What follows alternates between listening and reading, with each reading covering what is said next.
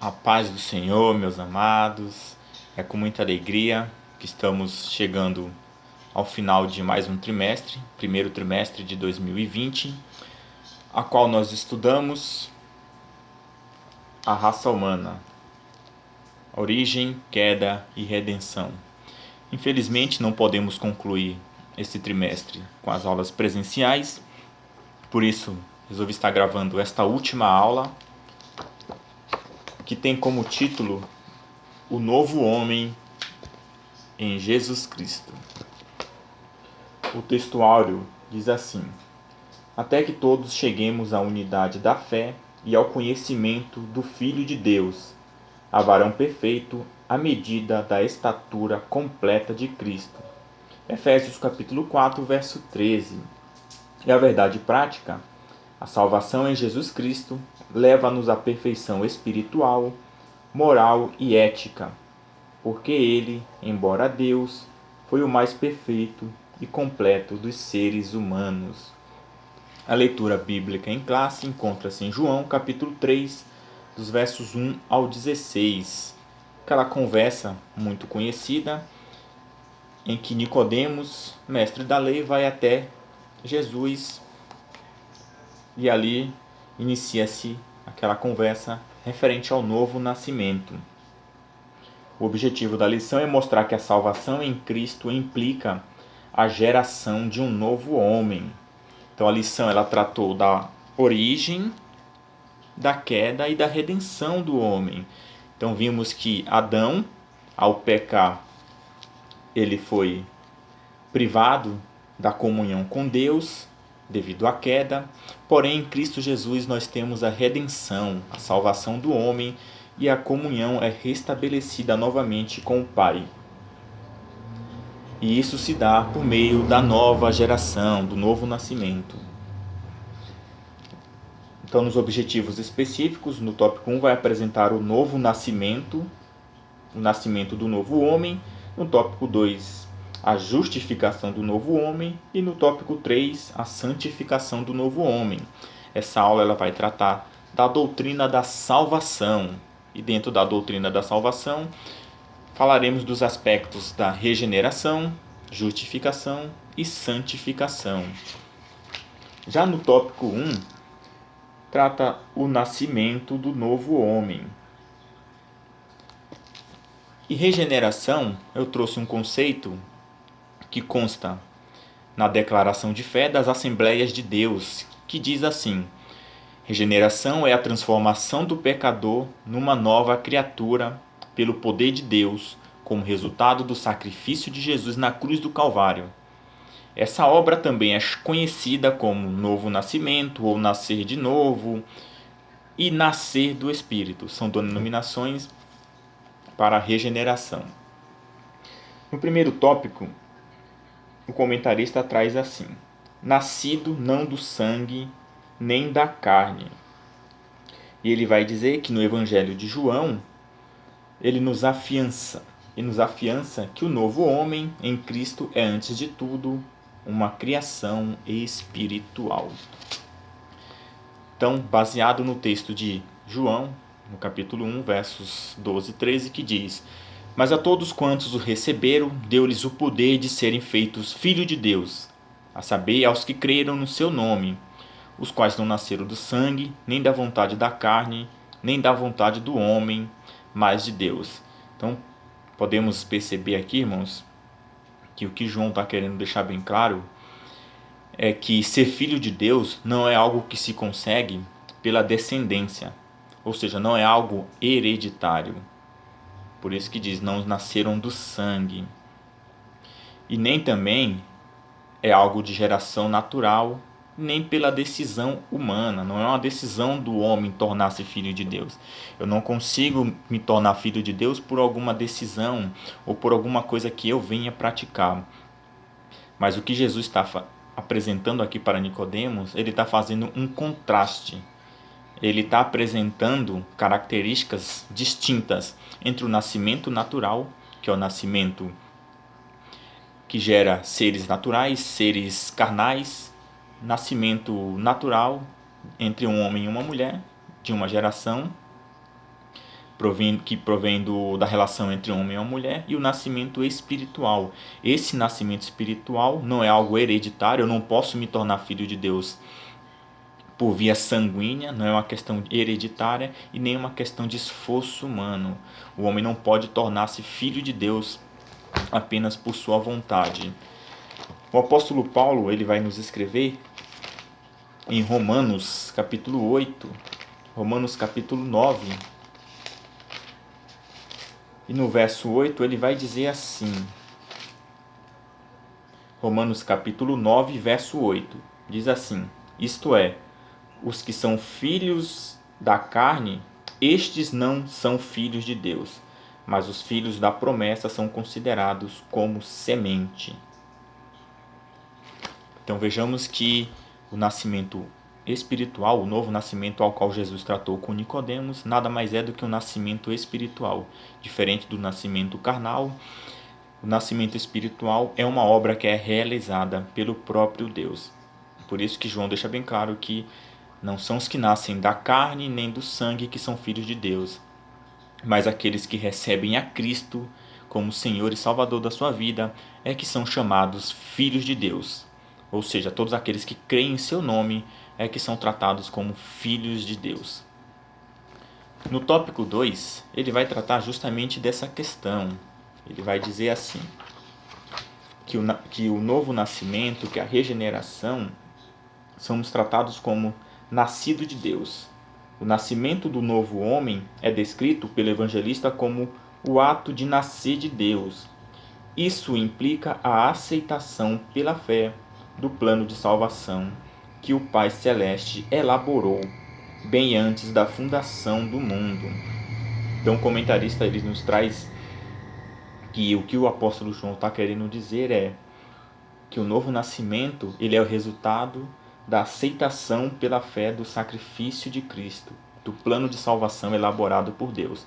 Então, quando cremos em Cristo, o Espírito Santo ele vai realizar essa magnífica obra nas nossas vidas. Podemos ver isso bem claro nas Escrituras, dito pelo profeta Ezequiel. O profeta Ezequiel, ele vai nos dizer no seu capítulo 36, a partir dos versículos 25 e 27, ele vai nos dar uma descrição do que seria, como acontece esse novo nascimento. Então, Ezequiel capítulo 36, versos 25, diz assim a palavra do Senhor.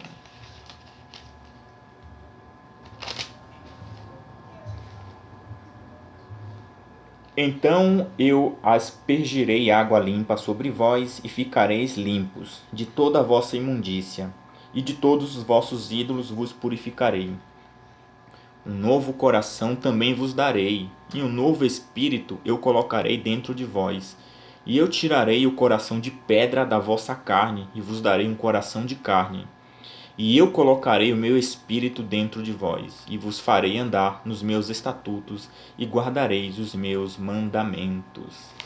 Então, o nascido de Deus implica na aceitação do plano de salvação de Deus, e nessa aceitação é o próprio Deus quem opera essa maravilhosa obra dentro do homem. Aqui diz que Deus vai tirar o nosso coração de pedra e nos dar um coração de carne, vai recriar o nosso espírito e vai colocar o seu espírito dentro do homem, para que o Espírito Santo venha a nos capacitar a andar segundo os mandamentos do Senhor e andar segundo a sua vontade. E é muito interessante que quando Nicodemos ele vai até Jesus, a primeira coisa que Jesus fala é que todo aquele que não nascer de novo não pode entrar no reino de Deus. Porque os judeus, principalmente os líderes religiosos, eles se consideravam dignos do reino de Deus apenas por cumprir a lei. E Jesus vai deixar bem claro, usando um exemplo, uma passagem do Antigo Testamento, quando ele diz que assim como a serpente foi levantada no deserto, era necessário que o Filho do Homem fosse levantado, fazendo uma referência à sua morte. Então Jesus estava querendo deixar bem claro para Nicodemos que, assim como aquela serpente foi o único meio de salvação para aqueles israelitas que estavam morrendo no deserto, quando eles olhavam com fé para aquela serpente, eles eram curados e viviam. Então Jesus vai dizer: importa que eu seja levantado, para que todo aquele que nele crê não pereça, mas tenha vida eterna. Então ele estava deixando bem claro que o único meio de salvação que Deus proveu para a humanidade é olhar com fé para o sacrifício de Cristo na cruz do Calvário. E somente aqueles que aceitarem o Senhor Jesus como seu único, suficiente e eterno Salvador, esses sim se tornarão filhos de Deus e passarão por esse processo do novo nascimento. O tópico 3 ele traz a expressão nascidos da água. Nascidos da água. Olha o que ele vai dizer aqui. Nascido da água. Essa questão de nascer da água, o comentarista ele vai até colocar aqui que o batismo em águas só tem efeito salvador quando é recebido pela fé. Irmãos, acredito eu que pode ter acontecido aqui algum equívoco na colocação do comentarista Cláudio Honor de Andrade, porque inclusive existe uma outra obra do nosso pastor Cláudio Honor Duarte, onde ele vai falar sobre essa questão e ele vai colocar o seguinte: o batismo é um testemunho público daquilo que o Espírito Santo operou na vida do recém-convertido. O batismo não tem poder regenerador, é símbolo da regeneração. Não é um mero rito de iniciação, é uma confissão da fé cristã. Então ele está demonstrando aqui, é uma obra do próprio escritor, onde o batismo ele apenas é um testemunho público daquilo que o Espírito Santo realizou nas nossas vidas, no novo nascimento. Então o batismo ele não tem poder de salvação. Mesmo que seja feito da maneira correta, ele não vai agregar a salvação. A salvação é exclusivamente pelo sacrifício de Cristo. Porém, todo aquele que crê em Cristo, todo aquele que recebe Cristo como Senhor e Salvador da sua vida, ele naturalmente ele quer demonstrar a sua fé. E uma demonstração pública que fazemos a princípio é o batismo nas águas. Então, a gente vê o exemplo do ladrão na cruz, que ele morreu logo após ali a crer que Cristo era o Messias enviado por Deus, e Jesus garantiu que ele estaria no reino com ele, no reino de Deus com ele. Então ele foi salvo, cremos que ele foi salvo, mesmo sem ter se batizado. Porém também, todo aquele que crê em Cristo e se nega a se batizar é uma demonstração também que ele não creu verdadeiramente, porque o batismo não nos conduz à salvação, porém a fé ela nos conduz naturalmente ao batismo. Então, o nascer da água, ele tem muitas pessoas associam o nascer da água ao próprio batismo. Acreditam que nascer da água é se batizar. Porém, como eu já falei, o batismo ele é uma expressão, é uma confissão pública da nossa fé. Porém, muitas pessoas elas podem até acabar se batizando, mas ela realmente não ter nascido de novo. Ela pode não ter realmente crido verdadeiramente. Então, existem muitas teorias a respeito do que Jesus estaria falando em nascer da água. Porém, muitos estudiosos acreditam que esse nascer da água, a água aqui está como símbolo da palavra. Embora a água também seja colocada como símbolo do Espírito Santo em algumas passagens, cremos que aqui Jesus está se referindo a nascer da água quando ele está se referindo à palavra. Nisso a gente pode observar João, o apóstolo João, no capítulo 15, versículo 3, ele diz assim: ora, vocês já estão limpos pela palavra que eu vos tenho falado. Também o apóstolo Paulo, na sua carta aos Efésios, capítulo 5, no versos 25 e 26, olha o que o apóstolo Paulo diz: maridos, amai vossas esposas, como também Cristo amou a igreja e a si mesmo se entregou por ela, para a santificar, purificando-a com a lavagem da água pela palavra. Então percebemos, irmãos, que a palavra, a água, ela serve para purificar, para limpar. A água tem a ver com purificação. E vemos nas Escrituras que a palavra de Deus ela tem esse poder regenerador, um poder de purificar as nossas vidas. E o apóstolo Paulo ele vai dizer que todo aquele que confessar o nome do Senhor será salvo. Porém, como eles crerão em quem não ouviram falar? E como eles ouvirão se não há quem pregue? Então a gente pode perceber que a palavra de Deus é fundamental, que é somente através da palavra, da pregação do Evangelho, que o Espírito Santo pode trabalhar na vida da pessoa e convencê-lo do seu pecado, da justiça e do juízo.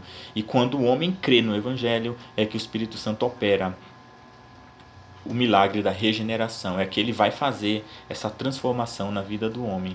Então cremos aqui que o nascer da água faz referência à palavra. É como diz a passagem de Ezequiel, a qual nós já lemos: aspergirei água viva sobre vós e vocês ficarão limpos.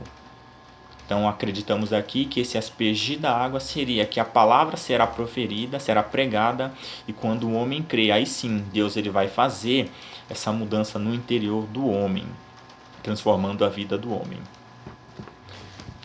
E no subtópico 4 ele vai trazer o nascer da água, já falamos do nascer da água, agora do nascer do Espírito. Do nascer do Espírito, trouxe aqui um comentário que diz assim: a regeneração ela é tão misteriosa quanto o vento. Não sabemos de onde vem, nem para onde vai. Além disso, não podemos observar a regeneração. Podemos apenas observar a manifestação dos efeitos produzidos na vida daquele que foi salvo, daquele que creu em Cristo. E isso fica muito nítido, irmãos, na conversa que Jesus tem com Nicodemos. Esse é o texto que encontra-se na nossa leitura, na nossa leitura bíblica em classe, quando Jesus diz assim: o vento assopra onde quer, e ouves a sua voz, mas não sabes de onde vem, nem para onde vai. Assim é todo aquele que é nascido do Espírito. Então podemos observar, irmãos, que a gente não consegue ver nem pegar, a gente não consegue ver nem pegar o vento. Porém, a gente consegue perceber o vento. Como que percebemos o vento? Através das suas ações, do seu barulho, da manifestação ali, de quando ele arrasta coisas ali, levanta folhas, nós podemos perceber a ação do vento. Mas a gente não consegue ver com os nossos olhos carnais. Assim é com o novo nascimento, irmãos.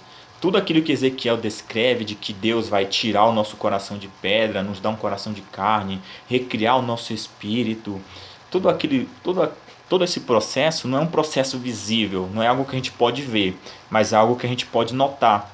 A gente pode perceber através da manifestação desse novo ser que é gerado dentro do homem. Desse novo homem, na verdade, que é gerado. Então Deus ele vai mudar o interior do homem. O coração fala de interior, aquilo que está mais no profundo do homem, sentimentos, pensamentos. Então Deus atua dentro do homem, ele purifica o homem. Então não acontece uma mudança exterior, não é o corpo do homem que Deus muda, mas Deus muda dentro do homem, o coração, a mente, os nossos pensamentos. Então é assim que Deus atua. Então Jesus está deixando bem claro essa distinção entre o nascimento físico e o nascimento espiritual.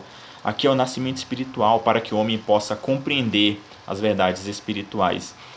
Então, tanto que quando Nicodemos vai até Jesus, a princípio Jesus vai falar: aquele que não nascer de novo não pode ver o reino de Deus, ou seja, não pode perceber, não pode entender as verdades espirituais. Como diz o apóstolo Paulo, o homem natural ele não compreende as coisas espirituais porque ele não é espiritual. São coisas que se discernem espiritualmente. Então, somente o homem espiritual é capaz de discernir as coisas do reino de Deus. Então, depois, logo em seguida, ele vai dizer que aquele que não nascer de novo não pode entrar no reino de Deus, porque o reino de Deus é um reino de justiça, um reino de paz, de misericórdia. E ele deixou bem claro em Mateus capítulo 18 que se a gente não nos tornarmos humildes como uma criança, de maneira nenhuma vamos entrar no reino de Deus. Então vejam a distinção, o contraste entre o nascimento físico e o nascimento espiritual. Jesus não disse que a gente precisa virar novamente uma criança como Nicodemos acreditou. mas que devemos agir como uma criança. Uma criança, ela é pura, ela não guarda rancor, ela não tem inveja, ela, quando alguém a machuca, ela não guarda rancor, ela logo perdoa. Então é isso que Jesus quer, uma pureza dentro de nós, pureza interior. Porque a palavra de Deus deixa bem claro que quem subirá ao seu santo trono? Aquele que é puro de coração. É isso que Deus quer, a nossa pureza de coração. Somente isso vai nos capacitar a fazermos parte desse reino. Como nova criatura, o apóstolo Paulo deixa bem claro, aquele que está em Cristo é uma nova criatura. Tudo se fez novo, irmãos, tudo se passou. Agora agimos, pensamos de acordo com a vontade de Deus. No tópico de número 2, irmãos, a gente vai tratar agora da doutrina da justificação. A justificação do novo homem. O subtópico 2, ele fala assim: a maravilhosa doutrina da justificação. E aí, mais uma vez, eu tenho aqui uma definição que encontra-se na declaração de fé, também das Assembleias de Deus, que diz assim, que a justificação é o ato da graça de Deus, o supremo juiz, pelo qual a justiça de Cristo é imputada a todo aquele que crê em Jesus, declarando-o justo. Portanto, vê-se aqui dois aspectos importantes: imputar e declarar. Imputar é atribuir. Na verdade, Deus imputa a justiça de Cristo sobre nós. Então Deus atribui a justiça de Cristo sobre nós. Tudo aquilo que Cristo conquistou, a sua justiça, a sua vida, as suas obras de justiça, elas são atribuídas ao homem. Deus não olha mais para nós de uma forma direta, mas indireta. É através de Cristo que ele olha para o homem. Então, por causa da justiça de Cristo, Deus nos declara justo. Ele cancela a nossa dívida e nos aceita em sua presença. Isso que é a doutrina da justificação. Então, todos aqueles, irmãos, que ainda não seguem a Cristo, que não aceitaram a Cristo, que não servem a Cristo, eles ainda continuam debaixo da ira de Deus. Isso a gente observa também no Evangelho de João. João, no capítulo 3, o verso 35 diz assim: o Pai ama ao Filho e tem dado todas as coisas em suas mãos. Aquele que crê no Filho tem a vida eterna, e aquele que não crê no Filho não verá a vida, mas a ira de Deus permanece sobre ele. Então, o pecado separa o homem de Deus. E somente quando cremos em Cristo, através da fé, como diz o apóstolo Paulo, em Romanos capítulo 5, verso 1, ele vai dizer: sendo, pois, justificados pela fé, temos paz com Deus. Então, através da fé em Cristo, a nossa comunhão com o Pai, ela é restabelecida. E podemos, assim, ter comunhão com Ele, entrar na sua presença. Como diz o escritor aos Hebreus, que agora podemos entrar com confiança ao reino da glória. Porque o Pai nos recebe, não por mérito nosso, mas por causa dos méritos de Cristo. E é isso que o escritor ele vai trazer no subtópico 1. Eu investi porque no subtópico 2 traz mais a definição. E no subtópico 1 vai dizer a inutilidade da justiça humana. As nossas obras, ainda que boas e aparentemente meritórias, ou seja, como se as nossas obras fossem dignas de méritos, de serem aplaudidas, elas não nos salvam nem nos justificam diante de Deus. Efésios capítulo 2, versos 8 e 9. Aí ele vai dizer assim: aliás, são elas consideradas trapos de imundície. É o que diz Isaías 64, verso 6. Então, a justificação é o ato de Deus atribuir a justiça de Cristo sobre nós. E essa justiça de Cristo, ela é atribuída ao homem por meio da fé. Esse texto que o autor nos apresenta em Efésios capítulo 2, versos 8, diz assim: porque pela graça sois salvos por meio da fé. E isso não vem de vós, é dom de Deus. Não vem das obras, para que ninguém se glorie. porque somos feitura sua, criados em Cristo Jesus para as boas obras, as quais Deus estabeleceu para que andássemos nela. Então observe que a fé é o meio pela qual nós somos salvos, a fé em Cristo. Não vem pelas obras para que ninguém se glorie. Mas na verdade o apóstolo Paulo deixa bem claro que nós fomos criados para as boas obras. Essa aqui é uma questão muito delicada, porque dá a impressão de que nós não precisamos praticar as obras, ou seja, tudo aquilo que a gente faz, a caridade ou ajudar o próximo, é como se fosse nada diante de Deus, mas não é isso que a Bíblia está dizendo. O que o apóstolo Paulo está deixando bem claro, assim como o Tiago também em sua carta, quando ele diz que a fé sem obras é morta, significa que a fé, as obras, ela não tem poder de salvação. Nós não praticamos boas obras para sermos salvos, mas nós a praticamos justamente porque somos salvos. Então, o salvo, ele tem dentro de si o desejo natural de praticar obras que venham a glorificar a Deus. Então, as obras, elas não nos salvam, mas ela manifesta que somos salvos, porque o salvo, ele pratica naturalmente boas obras. É isso que o apóstolo Paulo e Tiago vai dizer, que quando a gente vê alguém precisando de alguma necessidade e a gente não ajuda, ele vai dizer que, na verdade, não existe fé verdadeira. Então a fé, ela nos induz às obras. Outro detalhe também é que obra aqui não significa apenas caridade, dar uma cesta básica, nesse sentido. Mas as obras aqui significam os atos que demonstram a nossa fé. Tiago vai usar o exemplo de Abraão. Quando Deus pede o seu filho em sacrifício, Abraão, ele por crer em Deus, que Deus seria poderoso para ressuscitar o seu filho, ele pegou o seu filho e levou para ser sacrificado. Então esse ato de levar para o sacrifício essa é a obra de Abraão. Isso demonstrava que Abraão acreditava em Deus. Então quando nós acreditamos em algo, nós praticamos aquilo. Então isso é o que Tiago está se referindo à obra que demonstra a nossa fé. Então quando cremos em alguma coisa, nós praticamos. Quando Deus pede para fazer alguma coisa, que nós cremos que aquilo é a vontade de Deus e a gente pratica, isso também é contado como obras. Então as obras, elas são sim necessárias porque elas demonstram a nossa salvação. Agora, quando se trata do aspecto da salvação, aí sim o profeta Isaías vai tratar como trapos de imundícia.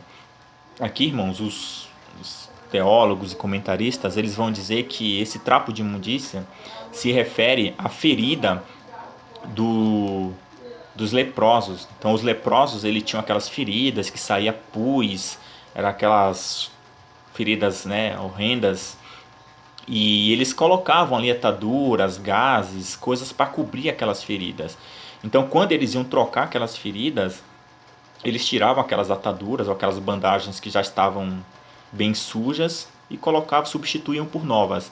Então isso seria o trapo de imundícia, seria aquela bandagem que o leproso estava trocando, algo ali que estava ali cheio de pus, cheio de feridas. Então imagina qual o valor que aquilo teria. É como se a gente chegasse diante de Deus com a bandagem daquela e apresentasse aquilo como salvação para Deus.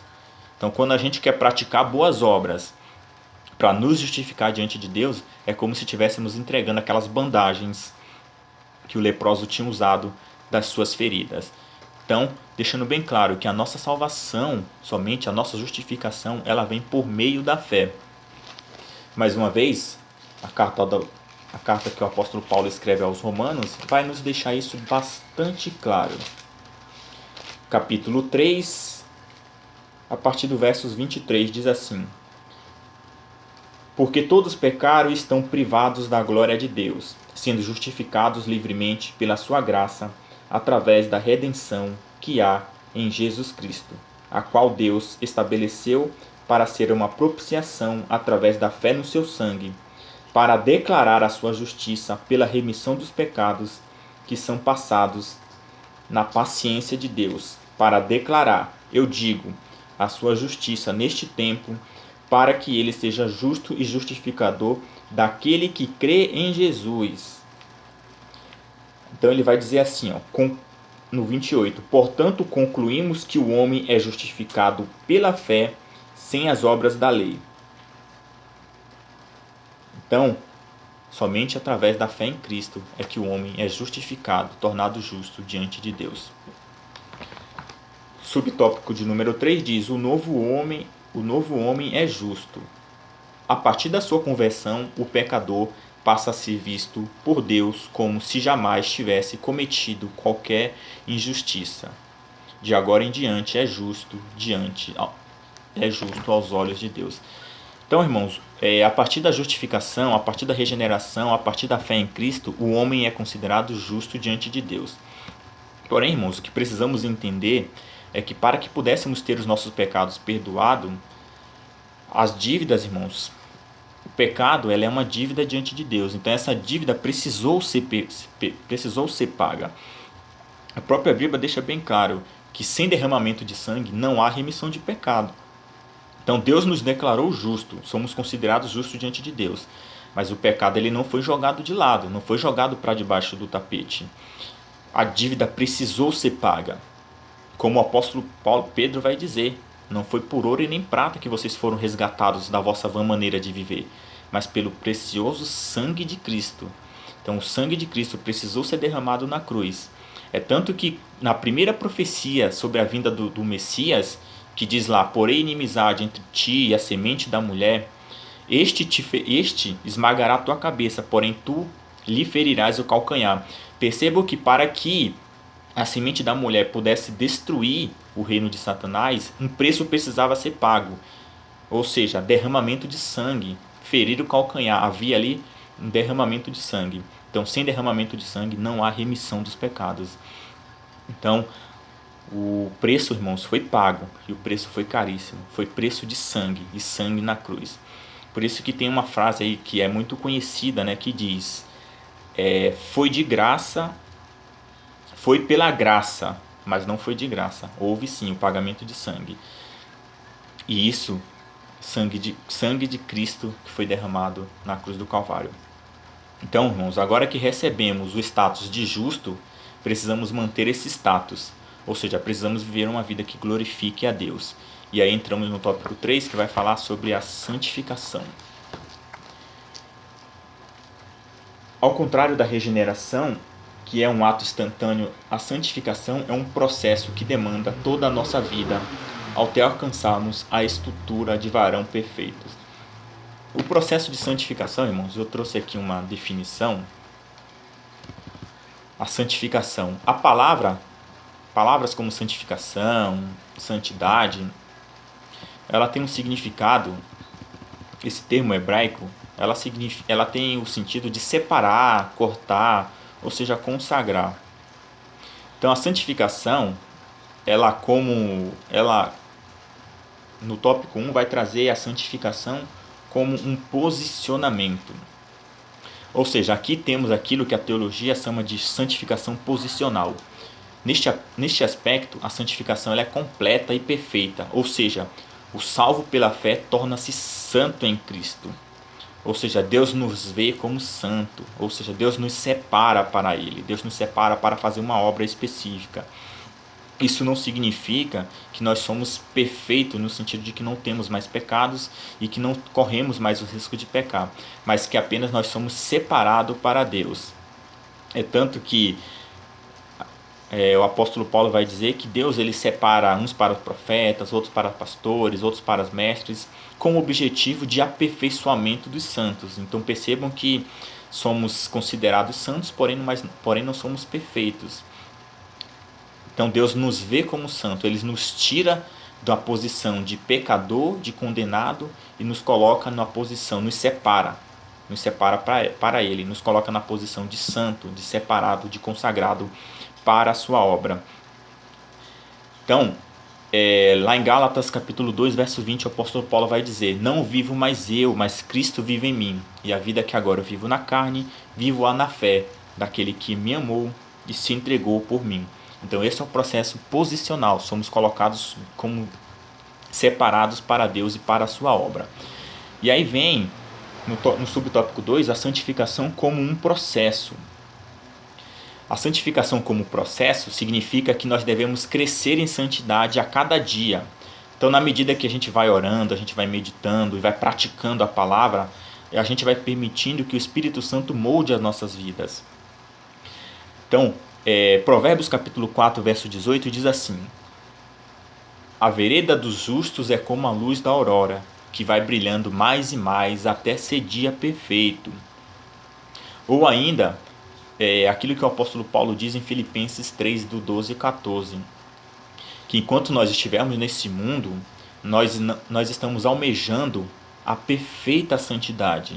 Ou seja, devemos prosseguir para esse alvo, dia após dia, crescendo a cada dia mais. E é muito interessante, irmãos, que a gente vê que muitos cristãos hoje, eles rejeitam a palavra, eles não meditam na palavra. E Jesus deixou bem claro, João capítulo 17, verso 17, Pai, santifica-os na tua verdade, a tua palavra é a verdade. Então a palavra de Deus é o alimento espiritual que o cristão precisa se alimentar diariamente para que ele venha crescer e a cada dia mais e mais tornar-se semelhante a Cristo. É isso que o apóstolo Paulo diz quando ele diz que aquele que começou a boa obra, ele é fiel para concluir. E que boa obra é essa, irmãos? O pecado, ele nos destituiu da glória de Deus. Ou seja, nós não conseguimos mais manifestar o caráter de Cristo, o caráter de Deus. Porém, através de Cristo, o Espírito Santo, ele tem essa função de moldar o caráter de Cristo nas nossas vidas. Então, por isso que a gente está sendo moldado dia a cada dia para nos tornarmos semelhantes a Ele. Ou seja, devemos manifestar o caráter de Cristo nas nossas vidas. E com isso, somente através da ajuda do Espírito Santo, mas o Espírito Santo ele vai agir nas nossas vidas quando a gente permitir que ele dirija as nossas vidas e através da palavra. Porque, irmãos, se tratando-se, fazendo a divergência do nascimento natural, quando se nasce uma criança, ela precisa do alimento físico para se desenvolver e para crescer. Com o novo nascimento, somos gerados novamente, nos tornamos uma criança espiritual e precisamos do alimento espiritual para crescer dia após dia, na presença do Senhor. Então, se o cristão ele não se alimenta da palavra, ele nunca vai crescer. É por isso que Paulo vai dizer que somos como crianças, precisamos do leite espiritual.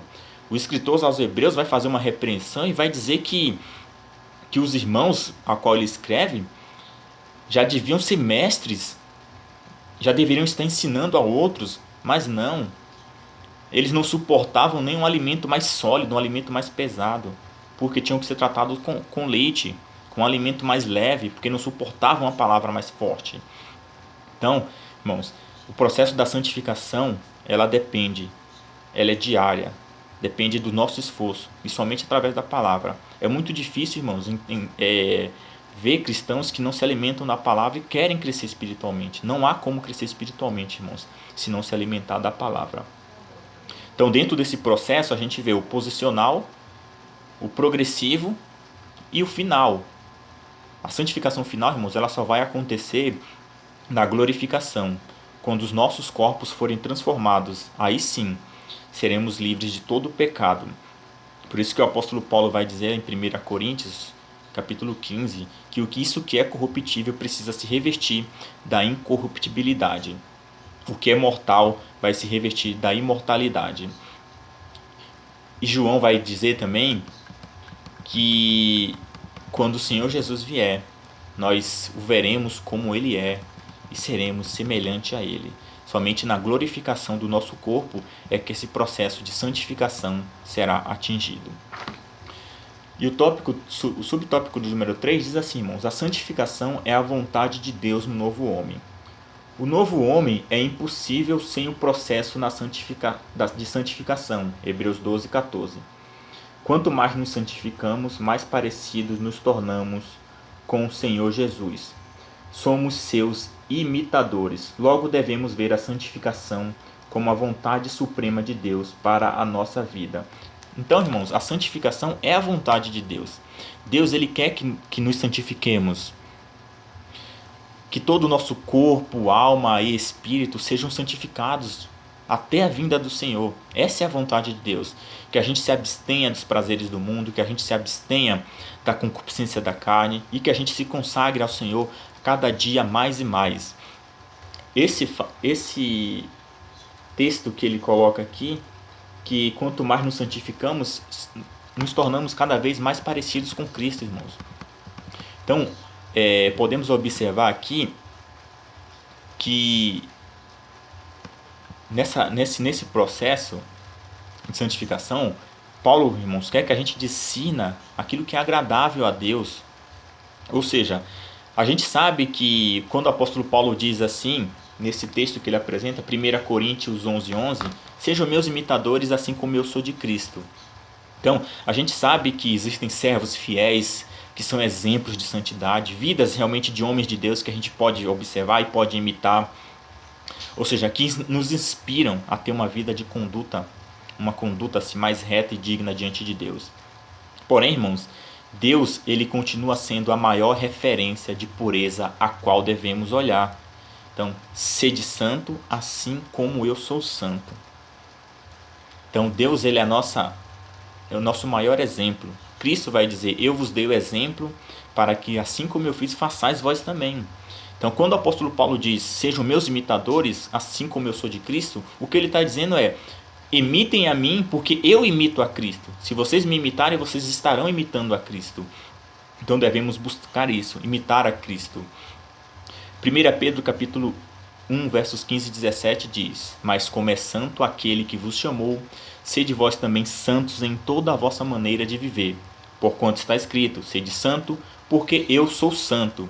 E se invocais por Pai aquele que sem acepção de pessoas julga segundo a obra de cada um, andai em temor durante o tempo da vossa peregrinação. Por fim, irmãos, a santificação é ordenada a todo cristão como condição para a entrada na eternidade e a morada junto ao Deus Santíssimo. Hebreus capítulo 12, verso 14, muito conhecido. Segui a paz com todos e a santificação, sem a qual ninguém verá o Senhor. Então, irmãos, seguir aqui, no original, ele traz a ideia de você correr atrás, de você buscar com todos os esforços, com todas as suas forças, a paz, viver em paz com todos, não apenas com os irmãos, mas com os de fora também, mas devemos buscar viver em paz com todos e buscar nos afastar de tudo aquilo que desagrada a Deus, porque senão ninguém verá o Senhor. E aquele texto que eu já citei, Mateus capítulo 18, verso 3, se a gente não nos tornarmos humilde, puro, assim como uma criança é, de maneira nenhuma entraremos no reino de Deus, irmãos. A conclusão diz assim, quem recebeu Jesus como seu Salvador e Senhor, tomou a melhor decisão, pois os seus pecados foram apagados por Cristo. A nova vida em Jesus é um presente de Deus. Então, irmãos, estamos finalizando mais esse trimestre.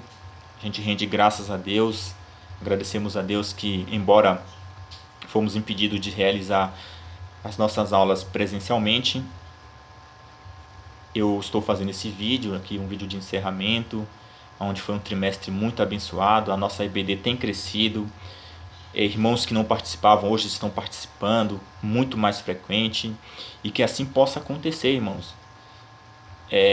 Enquanto não pudermos estar presente, e tem os cultos online também, a EBD está sendo dada online, que os irmãos possam acompanhar, não fiquem em casa realmente sem ter o que fazer, ou assistindo coisas que não edificam, que os irmãos possam estar acompanhando, farei possível também para estar gravando as aulas do próximo trimestre.